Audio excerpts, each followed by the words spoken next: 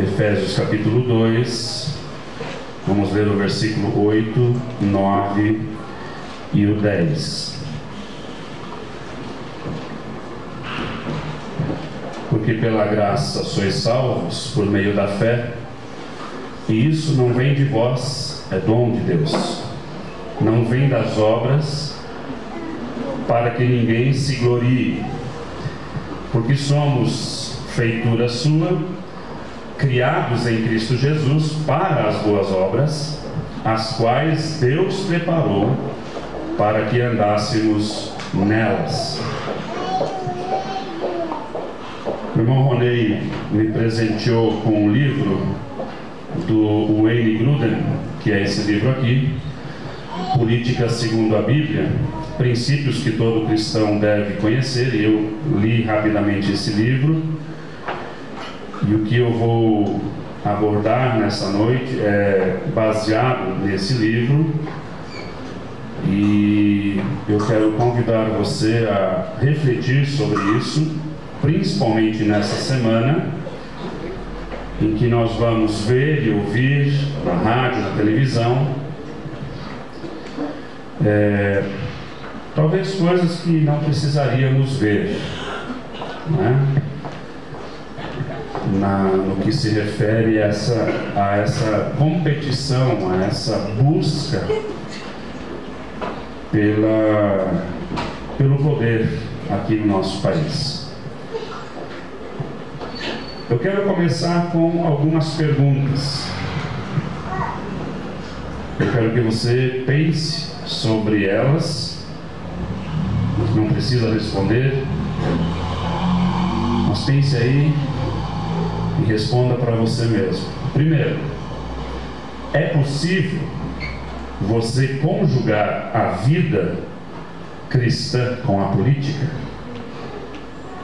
É possível você conjugar a vida cristã com a política? Para entender melhor isso, é possível ser um cristão e um político ao mesmo tempo? Pensa aí a sua resposta. A outra pergunta: é compatível o cristianismo com a carreira política?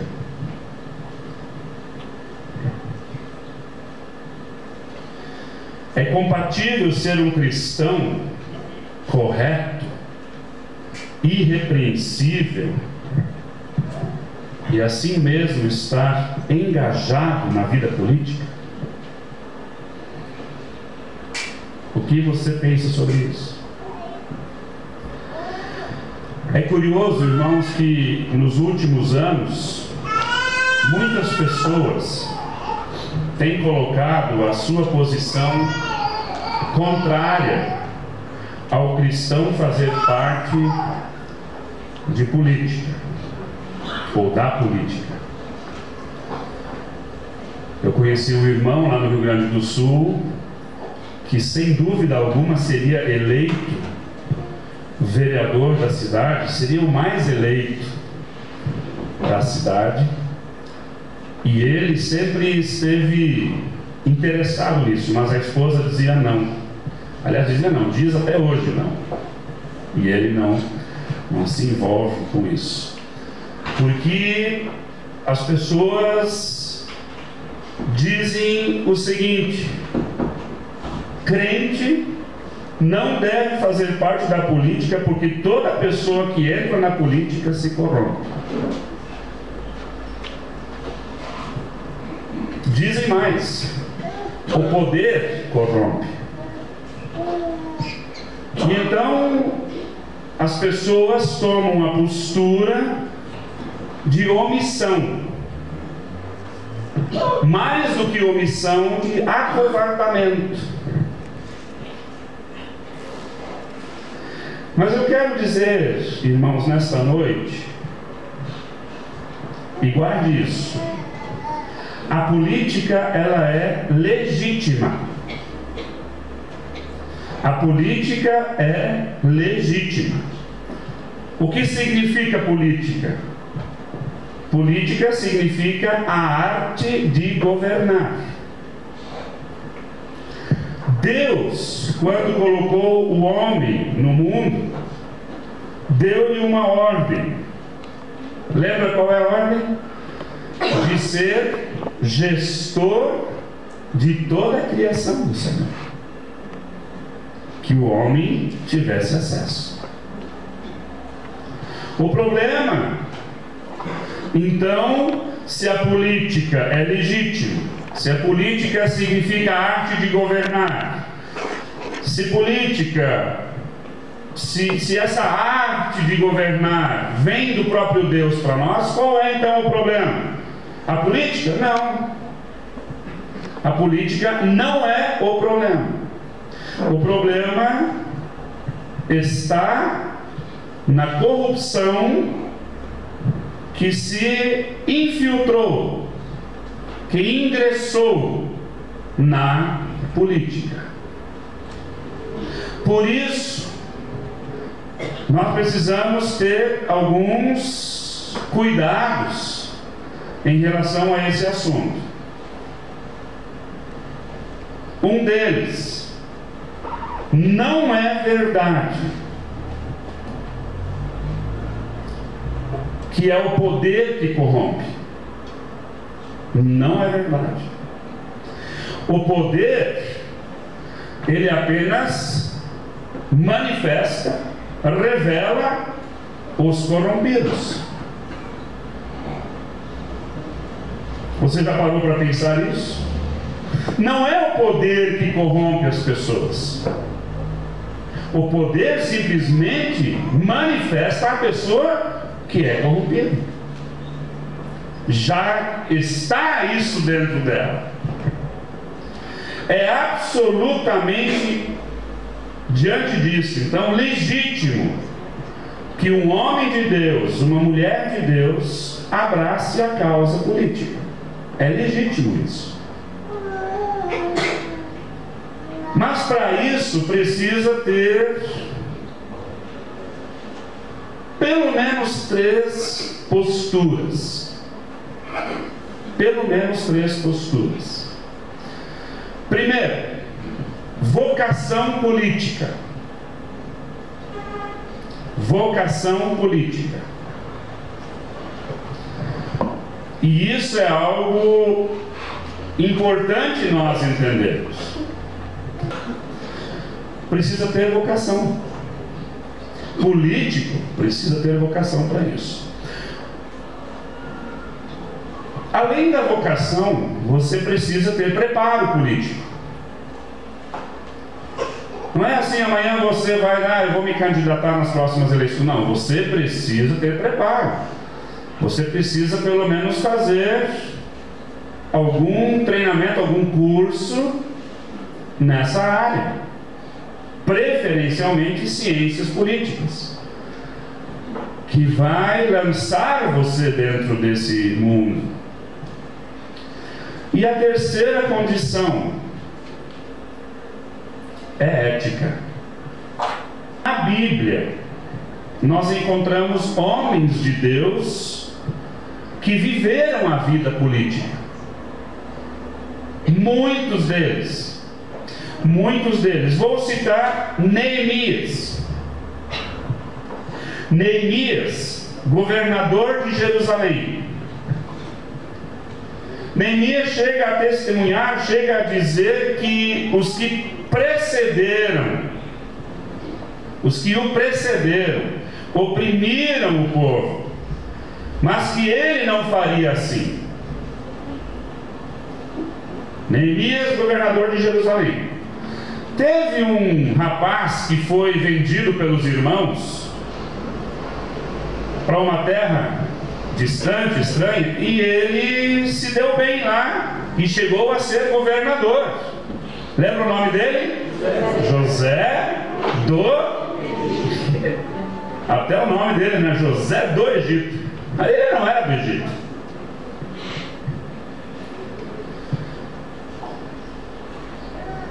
José e Neemias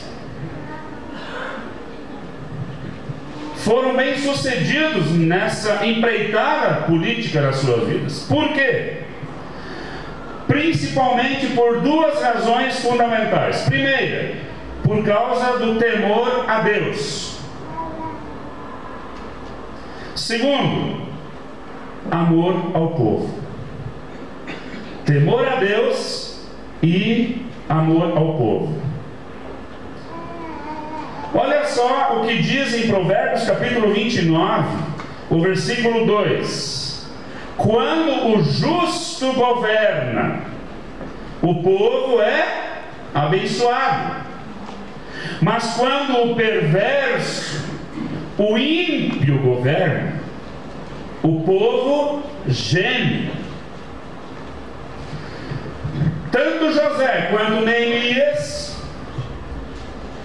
não deixavam essa situação acontecer, porque tinham temor a Deus e amavam o povo. Por isso, nós cristãos, nós, igreja cristã, deveríamos, como eu disse agora há pouco, trabalhar na conscientização da cidadania dentro das igrejas. Deveríamos ter, não só aqui na nossa igreja, mas em todas as igrejas evangélicas do Brasil e no mundo, uma disciplina sobre cidadania, um tempo para nós ensinarmos cidadania dentro da igreja, para que pessoas verdadeiramente vocacionadas pudessem ser preparadas. Pessoas que tivessem envergadura moral, para que pudessem exercer a função política com grandeza, com nobreza, temendo ao Senhor e servindo ao povo. Romanos capítulo 13, o versículo 1 e o 2 diz o seguinte: que a autoridade constituída é um ministro de Deus para promover o bem e para reprimir o mal. Olha, Novo Testamento,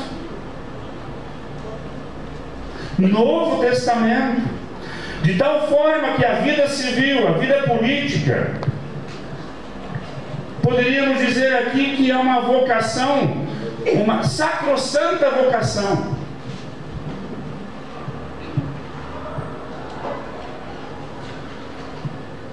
Por isso, talvez daqui para frente, nós aqui como igreja deveríamos em algum momento pensar em nos reunir todos aqui, principalmente com os pequenos, para começar a ensinar alguma coisa sobre isso. Pegarmos, por exemplo, a Constituinte do nosso país e nós olharmos primeiro, e aí começarmos a ensinar isso para as pessoas aqui na igreja. Provavelmente a gente já faça isso em casa, no carro, por exemplo. A gente faz ensinando cidadania, ensinando a respeitar o próximo. O farol ficou amarelo, você dá uma acelerada e cruza. Cidadania, não é? Está vendo? Eu estou dizendo isso, irmãos, porque, adivinha, eu faço. E a gente vai ensinando as crianças a isso, né? De modo que, irmãos, é preciso que preparemos pessoas com ética, com vocação, para que essas pessoas sejam levantadas, a fim de que os espertalhões despreparados, corrompidos, não tomem o lugar daqueles que são corretos. Mas por causa da nossa falha, por causa da nossa omissão, medo, não sei o que é, a gente vai deixando. Outro dia eu estava lendo alguma coisa e apareceu uma pequena foto, eu não me engano, não lembro mais quem era eu acho que era Einstein, defendendo algumas questões sobre Deus, e a questão era sobre o mal, se o mal existe ou não. E ele abordou a questão de que também a escuridão não existe. E a escuridão, ela apenas existe por uma única razão. Qual é? A ausência de luz. Se o mal existe, é por causa da ausência do bem. Nós precisamos lutar para que homens de bem, mulheres de bem, abracem a vida pública com grandeza, com ética, para a glória de Deus e para o bem da sociedade. Esse é o papel da igreja. E isso é um papel que vai contra aquilo que a grande maioria das igrejas pensa hoje sobre política. Quando você ouvir, devemos ou não nos envolver com política? A resposta é sim, devemos. Eu tenho pavor, por exemplo, de trazer um político aqui para dar a palavra para ele. Outro dia veio aqui o presidente da Câmara do município de São Paulo, Luiz Carlos Guimarães, é isso? Luiz Carlos, Antônio Carlos, alguma coisa. Lembra do senhorzinho branquinho? Presidente da Câmara do município de São Paulo. Agora ele é deputado federal. E ele veio aqui e eu falei para ele assim: o senhor pode falar o que o senhor quiser. Ele disse assim: eu só quero pedir uma coisa para vocês. Lembra o que ele pediu? Não lembram? Eu quero que vocês orem por mim. Só isso. Eu quero que vocês orem por mim. Quem orou por ele? Eu tenho medo de trazer alguém aqui, mas nós não poderíamos ter esse medo. Nós tínhamos que sim trazer aqui pessoas aqui da nossa região que teoricamente deveríamos conhecer, que estão se candidatando, para ouvi-los aqui na igreja, dizer o seguinte: olha, a minha proposta é essa, essa e essa. E nós dizemos assim: não, isso você está certo, isso você está errado. É o papel da igreja. O texto que nós lemos em Efésios capítulo 2, versículo 8 ao 10, é o cerne do Evangelho. Você sabia disso? Salvação através da confiança somente em Jesus. Mas o texto continua dizendo o seguinte: pois somos feitura dele, criados em Cristo Jesus para boas obras, as quais Deus de antemão preparou para que andássemos nelas. Irmãos, querida igreja, Deus nos chama a fazer o bem, e uma maneira de fazermos o bem é influenciando leis e políticas para o bem.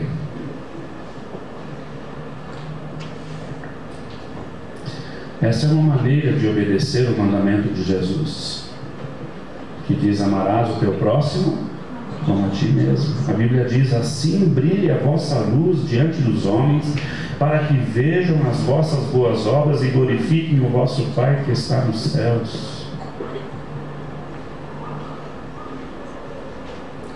Talvez você não saiba, mas no Império Romano, em 374 depois de Cristo, os cristãos influenciaram de tal maneira que leis foram criadas proibindo o infanticídio, proibindo o abandono infantil, e proibindo o aborto, lá no Império Romano.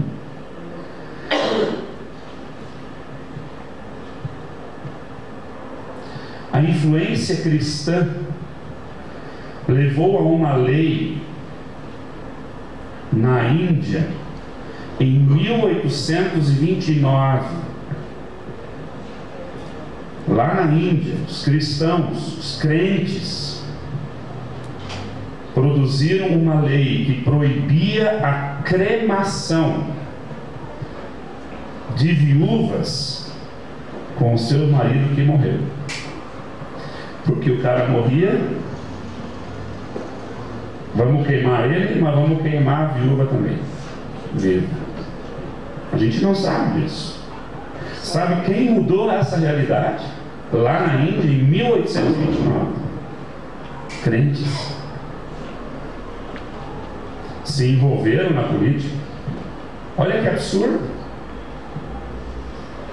Na história da Inglaterra, William Wilberforce teve uma inacreditável influência no Império Britânico. Ele fez uma campanha argumentando, debatendo, lutando durante 40 anos sobre o tráfico de escravos.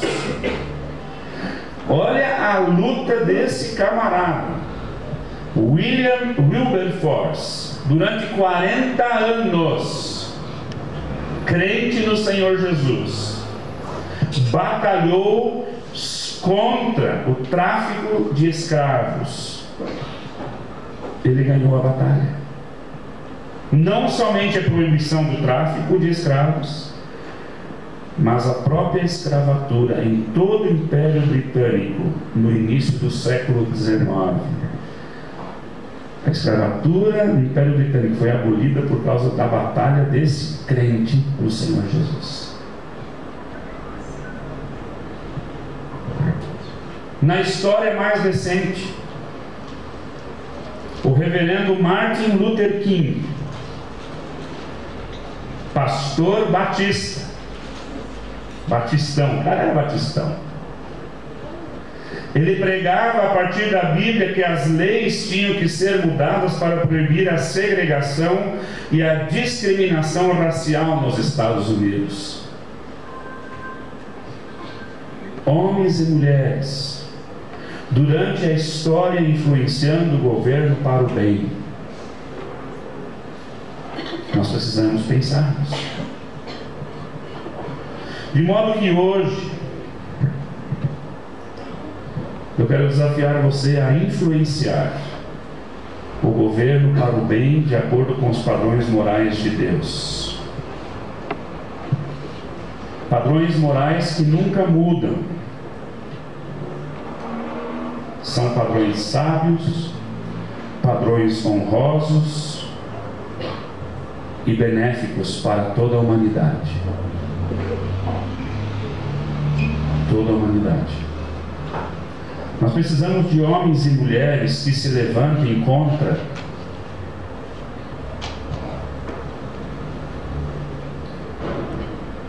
um grupo de pessoas que hoje tem força, muita força. E esse grupo com muita força quer erradicar a família. E sabe o que a gente está fazendo? Nada. A gente tem igreja? Nada. Absolutamente nada.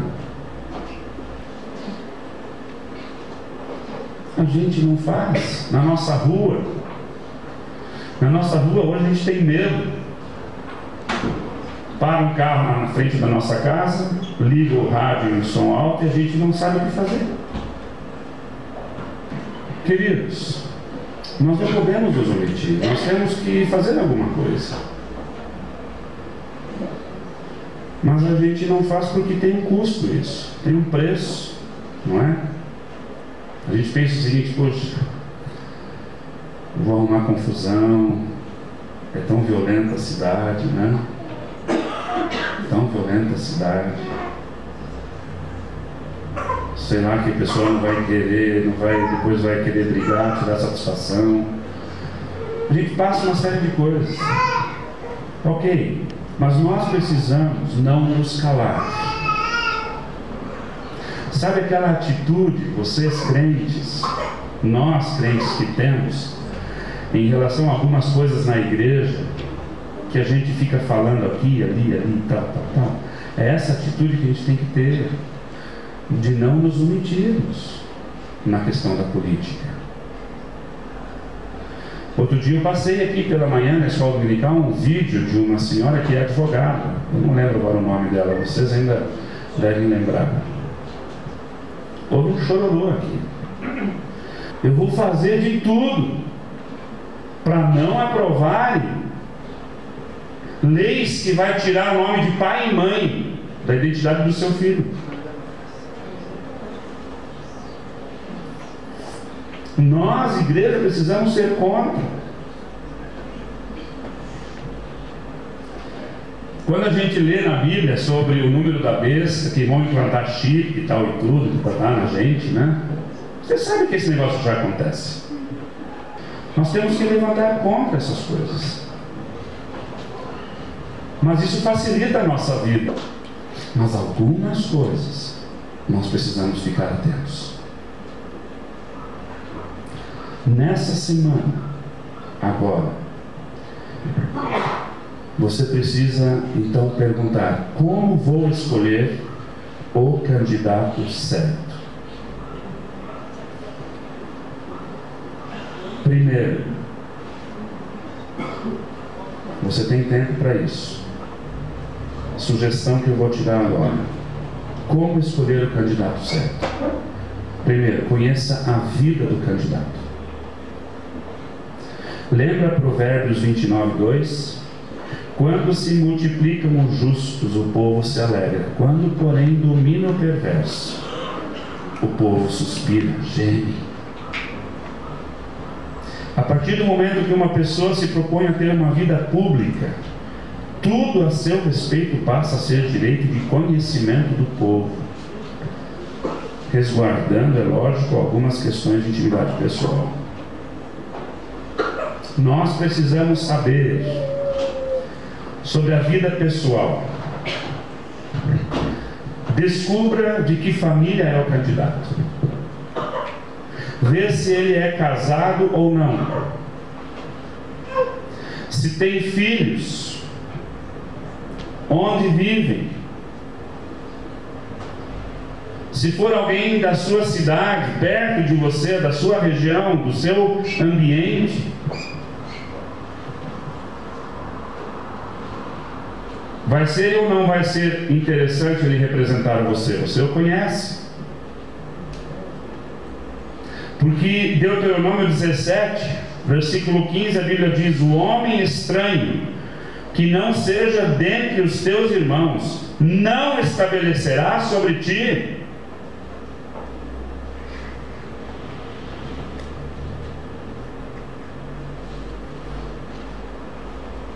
Você conhece? Conheça o candidato. Vida profissional. Ele trabalha, tem profissão, qual é a profissão? É empresário, não é empresário? Qual é o interesse dele agora na política? Precisa conhecer a vida profissional do cara. Vida social. Minha opinião é de que um candidato que é candidato a ser eleito a algum cargo já vive em prol de uma causa social.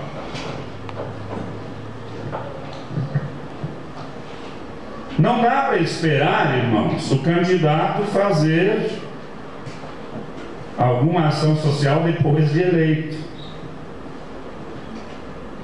Não vote nesse indivíduo. Nós precisamos conhecer em quem nós vamos votar. Segundo lugar, conheça as propostas. Eu estava conversando com alguns irmãos sobre isso hoje. É uma pena que pessoas, entre aspas, que parecem do bem, se levam ou se deixam levar por acusações em que você não precisa se defender. Deus é o teu juiz. Você precisa, como candidato, apresentar a tua proposta simplesmente. Porque quem não deve, não deve. Então conheça as propostas do candidato. Que tipo de leis, que tipo de cabeça, que tipo de intenção tem essa pessoa, o que ele está querendo fazer lá, o que ele vai fazer. A sua representatividade. Descubra quem representa o candidato e a quem este candidato representa. Se há um setor da sociedade ou se é a população. Temos que descobrir isso. É tarefa nossa. Nossa quem? Cristão. Gasta-se tempo com isso? Gasta. Mas é um negócio tão chato. Eu vou perder tempo com esse negócio? Claro que não. Então no domingo que vem o que vai acontecer? Eu vou levantar cedinho, quero estar lá na urna cedinho e vou voltar lá nesse para me livrar desse negócio. Pronto, é o que nós fazemos. E se você a partir de hoje não começar a orar e vigiar e buscar essa informação, é o que você vai fazer domingo que vem. Qual é a abrangência desse candidato? Ou das propostas desse candidato? Vai abranger a empresa dele? A região dele, ou vai abranger o Brasil todo, o estado todo, o município todo? Ou apenas algum setor? Nós temos que saber.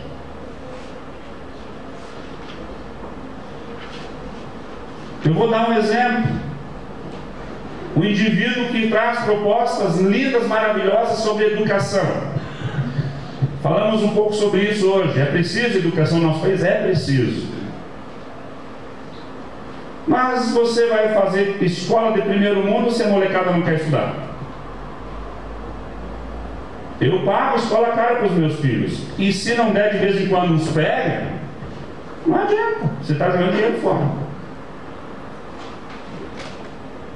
Então o cara tem proposta para educação. Ótimo, lindas propostas, mas é apenas uma área. Olha a segurança. E a habitação? Porque a função que o indivíduo quer precisa abranger tudo isso. O compromisso que esse indivíduo tem, que tipo de compromisso esse candidato tem? Você já viu ele cumprindo com aquilo que ele prometeu anteriormente? Ou ele prometeu e não cumpriu e agora você vota de novo? Porque ele está dizendo o seguinte: olha, não deu para fazer, mas eu vou fazer. Mentira! Claro que daria para fazer. O Lucas trouxe informação hoje sobre um estudo que alguém fez sobre os valores da corrupção no nosso Brasil. Por ano, 500 bilhões de reais. 500 bilhões de reais. Um estudo que um indivíduo fez aqui. E olha que ele teve acesso a algumas informações, não a todas.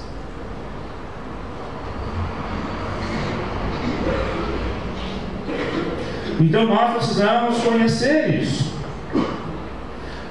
As alianças que esse candidato tem. Eu acho engraçado a propaganda. Não dá para entender direito. Mas a pessoa está falando todos os partidos ali coligados, né? Cuidado.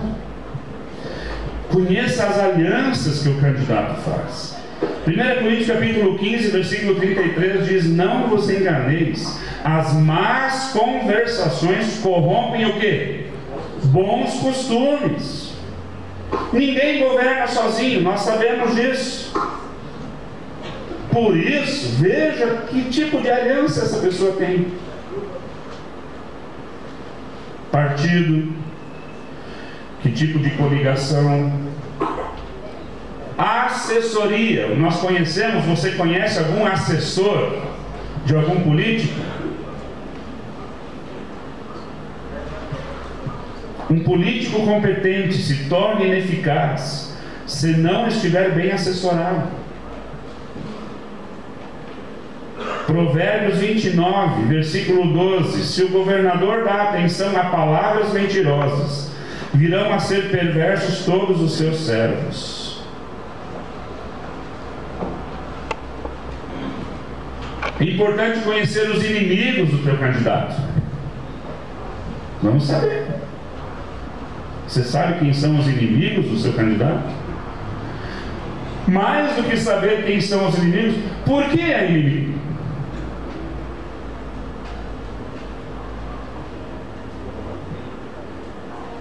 Nós precisamos, irmãos, fazer valer o papel nosso de cidadãos, mas mais do que isso, o nosso papel de cristão. Salmo de número 33, versículo 12. Por favor, abra a sua Bíblia.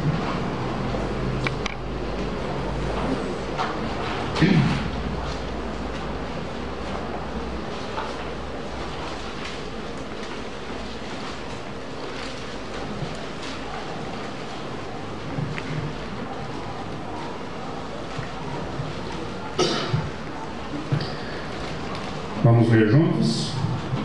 Feliz a nação cujo Deus é o Senhor, e o povo que Ele escolheu para a sua herança. De novo? Feliz a nação cujo Deus é o Senhor, e o povo que Ele escolheu para a sua herança. Queridos, está em nossas mãos o poder de decidir sobre o futuro do Brasil. Domingo que vem.